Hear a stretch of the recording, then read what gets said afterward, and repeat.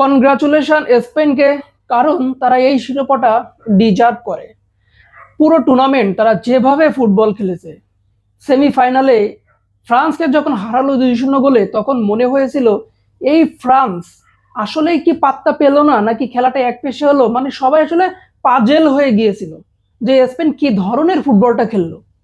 মনে হয়েছিল যে আর্জেন্টিনা হয়তোবা ফ্রান্সের মতো ধরাশয়ী হবে না, খেলাটা মোটামুটি জমবে, বাট আর্জেন্টিনাকেও তারা পুরো দস্তুর পকেটে পুরে রাখার মতো অবস্থা। যাই হোক, আর্জেন্টিনাকেও ধন্যবাদ, কারণ তারা এই পর্যন্ত আসছে। তারা আসছিল মোটামুটি চিল করার জন্য, বাট তারা ফাইনালে পৌঁছে গেল। ফাইনালে পৌঁছানোর পর তারা যে ফুটবলটা গেল ফাইনালে, এতে করে আসলেই শিরোপা ডিজার্ভ করে না।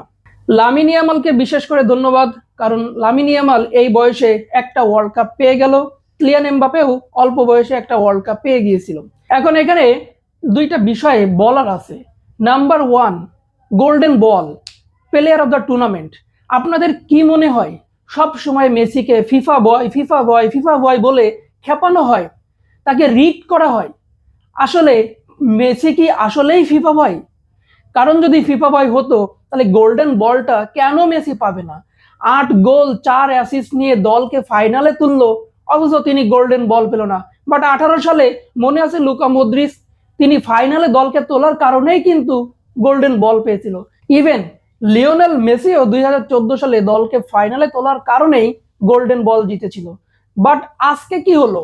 আজকে তো সব সীমা ছাড়িয়ে গেল। এখানে তো রদ্রি ভালো খেলছে, পুরো টুর্নামেন্ট দিয়ে দলকে চ্যাম্পিয়ন বানানোর জন্য তার অনেক বড় অবদানও আছে, কিন্তু তার কোনো গোল নাই, তার কোনো মানে ওই রকম চোখে পড়ার মতো কোনো পারফরমেন্স নাই। বাট পুরো টুর্নামেন্টে ম্যাচের মধ্যে তার একটা কন্ট্রোলিং ভালো ছিল, মিড মাঠের কন্ট্রোলটা তার উপরে ছিল, সবই মানলাম। কিন্তু ভাই, দিন শেষে ফুটবলটা এই গোল অ্যাসিস্টের একটা অংশ। লিওনেল মেসি তো এমন কিছু করে নাই, শুধু গোল আর অ্যাসিস্টটাই করছেন, দলে কোনো তার অবদান নাই এমন তো না।